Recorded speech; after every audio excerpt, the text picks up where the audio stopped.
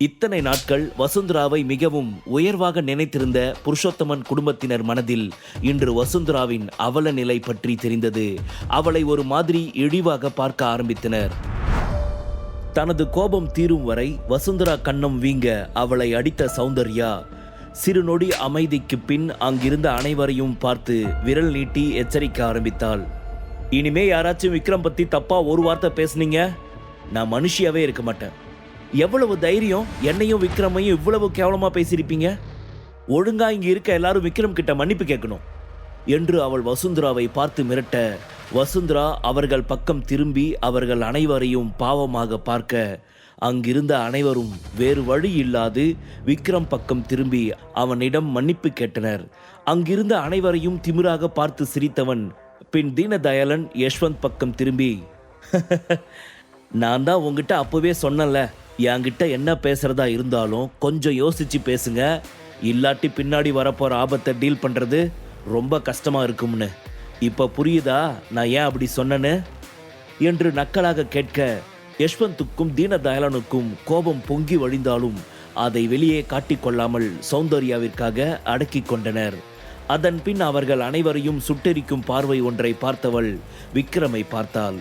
அப்பொழுது சுரபியின் கைகள் அவனது கைகளை பிடித்திருந்தது. இதை பார்த்தவளுக்கு சுரபியின் மீது அளவில்லாத கோபம்.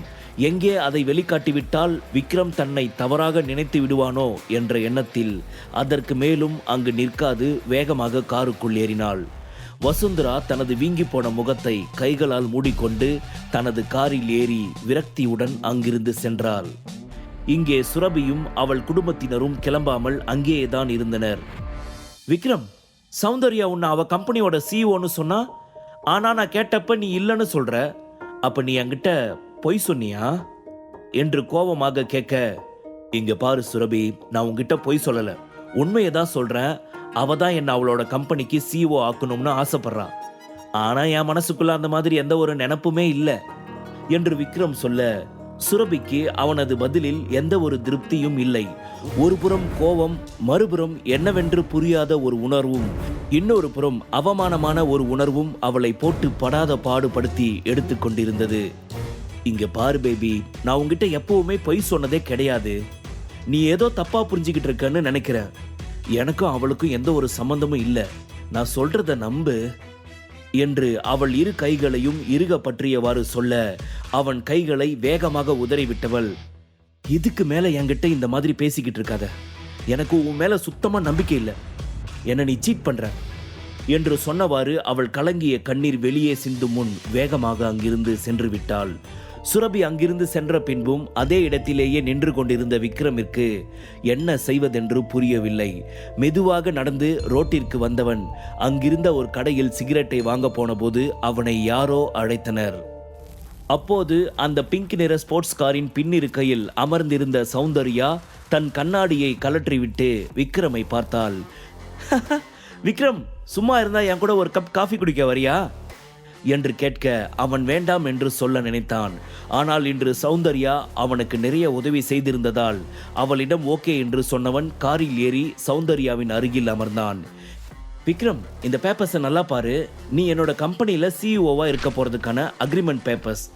மாசம் உனக்கு 10 லட்சம் சேலரி, ஓகேவா என்று சிரித்து கொண்டே அழகாய் கண்களை சிமிட்டி கேட்க, இங்க பாரு சௌந்தர்யா, நான் உங்ககிட்ட ஆல்ரெடி சொல்லிட்டேன், எனக்கு உன்னோட கம்பெனியில் வேலை பார்க்க எந்த ஒரு இஷ்டமும் இல்லை என்று அவன் கராராக சொல்ல, ஏன் விக்ரம், நான் எத்தனை தடவை ட்ரை பண்ணியும் நீ மறுபடியும் இதே ஆன்சரே சொல்லிட்டு இருக்க? ஏன் உனக்கு என்னோட கம்பெனியில் வேலை பார்க்க விருப்பமே இல்லையா? நான் உனக்கு எத்தனையோ ஹெல்ப் பண்ணியிருக்கேன். அது மட்டும் இல்லாமல் உனக்கு நான் 10 லட்சம் சம்பளம் தரேன்னு சொல்கிறேன். இதை தவிர்த்து உனக்கு வேற என்ன வேணும் என்று கோபமாக விக்ரமை பார்த்து கேட்டாள் சௌந்தர்யா. ஆனால் அவனோ பதில் ஏதும் பேசாது அமைதியாகவே இருந்தான். என்ன விக்ரம், நான் பேசிக்கிட்டே இருக்க, நீ இவ்வளோ அமைதியா இருந்தா என்ன அர்த்தம்? உனக்கு இந்த மாதிரி ஒரு ஆப்பர்ச்சுனிட்டி மறுபடியும் லைஃப்ல கிடைக்குமா? கொஞ்சம் யோசிச்சு பாரு. இந்த மாதிரி ஒரு பெஸ்டான ஆப்பர்ச்சுனிட்டியை விட்டுட்டு உன்னை எப்பயுமே அசிங்கப்படுத்திட்டு இருக்க அந்த புருஷோத்தமன் குடும்பத்துல அந்த சுரபிக்கு ஹஸ்பண்டா வாழ்ந்துகிட்டு நீ உன் வாழ்க்கையை அழிக்க போறியா என்ன என்று எரிச்சலாக கேட்டாள். இங்க பாரு சௌந்தர்யா, நீ என்னோட பர்சனல் விஷயத்துல எல்லாம் தலையிட வேணாம். நீ எத்தனை தடவை கேட்டாலும் என்னோட ஆன்சர் இது ஒன்று மட்டும்தான். என்ன விக்ரம், நான் பேசிக்கிட்டே இருக்கேன், நீ பேசாம உன் முடிவை மாத்திக்காம இருக்க. நான் உனக்கு எத்தனை தடவை ஹெல்ப் பண்ணியிருக்கேன், அது எல்லாத்துக்கும் நீ காட்டுற நன்றி கடன் இதுதானா சொல்லு என்று அவள் கேட்க, நான் என்னோட நன்றி கடனை ஏற்கனவே காமிச்சிட்டேன் சௌந்தர்யா என்று அவன் சொல்ல, என்னது ஆல்ரெடி உன் நன்றி கடனை எனக்கு காமிச்சிட்டியா என்று அவள் குழப்பமாக கேட்க, ஆமா, நீ என்னோட காஃபி குடிக்க வரையான்னு கேட்டதுக்கு நான் உன்கிட்ட உடனே ஓகே சொல்லி உன் கூட இப்ப கார்ல வந்துகிட்டு இருக்கேனே, இதுவும் நான் உனக்கு பண்ற பெரிய நன்றி கடன் தான் என்று திமிராக சொல்ல, என்ன விக்ரம் ரொம்ப பெரிய இன்டெலிஜென்ட்டா பேசுறதா நினைப்பா?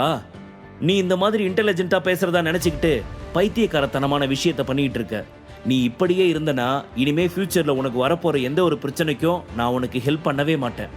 அது மட்டும் உன் மைண்டுக்குள்ள நல்லா ஞாபகத்தில் வச்சுக்கோ என்று அவள் சொல்லிக் கொண்டிருக்கும் போதே ஒரு கார் படார் என்று அவர்களை கிராஸ் செய்து போனது. அப்பொழுது அந்த காரில் இருந்த சுரபி விக்ரமையும் சௌந்தர்யாவையும் பார்த்து விட்டாள். ஏன் விக்ரம், என்கிட்ட இல்லைன்னு பொய் சொல்லிட்டு இப்போ நீ அவ கூட தானே ஊர் சுத்திக்கிட்டு இருக்க? நான் உன்னோட ஒய்ஃப், அதை மறந்துட்டு என்கிட்ட நீ நான் கேட்குற விஷயத்துக்கு உண்மையை மறைச்சி பொய் சொல்லிட்டு இருக்கல என்று அவள் கவலையில் துடித்து கொண்டிருக்கும் பொழுது ரேணுகா தங்களுக்கு இதை சாதகமாக பயன்படுத்தி கொள்ள நினைத்து ஏதோ தீவிரமாக யோசிக்க ஆரம்பித்தாள். அப்பொழுது சரவணன் ரேணுகாவிடம், ரேணுகா, எனக்கு ஒரு சந்தேகம், இவனுக்கு எப்படி இந்த சௌந்தர்யா ஃப்ரெண்டானா? அவனுக்காக இவ எந்த அளவுக்கு இறங்கி வந்து ஹெல்ப் பண்றா? அப்படி இவங்க 2 பேருக்குள்ள என்ன சம்பந்தமா இருக்கும்? நாம கேட்டா எதுவுமே இல்லைன்னு புத்தன் மாதிரி பேசுவான். ஆனா இவன் இந்த மாதிரி பொண்ணுங்களோட சுத்திக்கிட்டே இருந்தானா நம்ம பொண்ணோட வாழ்க்கை என்ன ஆகுறது? இதெல்லாம் இப்படியே விடக்கூடாது. இவனை நேரில் கூப்பிட்டு பேசி புரிய வச்சு டைவர்ஸ் வாங்கிடலாம்னு நாம நினைச்சோம். ஆனா அதெல்லாம் சரிப்பட்டு வராது. நான் இப்பவே ஒரு வக்கீலுக்கு ஏற்பாடு பண்றேன். எப்படியாச்சும் ஏதாச்சும் பண்ணி டைவர்ஸ் வாங்கிடலாம் என்று கோபமாக கார் ஸ்டேரிங்கை அழுத்தியவாறு சொல்ல, நீங்க சொல்றது ரொம்ப தப்பு, இதுக்கு வேற ஒரு வழி இருக்கு என்று சொன்னவள் சுரபி பக்கம் திரும்பி அவளது தோளில் கை வைத்து சிரித்து கொண்டே, சுரபி, நீ அவனை நாளைக்கு நைட்டு நம்ம வீட்டுக்கு டின்னருக்கு கூப்பிடு, சரியா என்று சொல்ல, இந்த முறை அதிர்வது சுரபி மற்றும் சரவணன் முறையாக இருந்தது. அம்மா, நீயா பேசுற? எப்பவுமே அவனை திட்டிக்கிட்டே இருக்க, நீ எதுக்காக அவனை இப்போ சாப்பாட்டுக்கு வர சொல்ற? எனக்கு புரியலையே என்று குழப்பமாய் கேட்க, உனக்கு எதுவுமே புரியாதுடி, அதனால தான் புரியாம நீ வாழ்க்கையில தப்பு தப்பான முடிவா எடுத்துக்கிட்டு இருக்க. அம்மா, நீங்க இந்த அளவுக்கு கேவலமா பேசுவீங்கன்னு நான் கொஞ்சம் கூட எதிர்பார்க்கல. உங்களுக்கு இந்த மாதிரி எல்லாம் பேச நாக்கு கூசலையாமா என்று கேட்க, உண்மையை சொல்ல போனா நான் சொன்னதுல எந்த ஒரு தப்பும் இல்லை. ஒரு தாயா நான் உனக்கு நல்லது தான் பண்ணிட்டு இருக்கேன். அவன் உன்னை ஏமாத்துறப்போ நீ அவனை ஏமாத்த கூடாதுன்னு என்ன இருக்கு?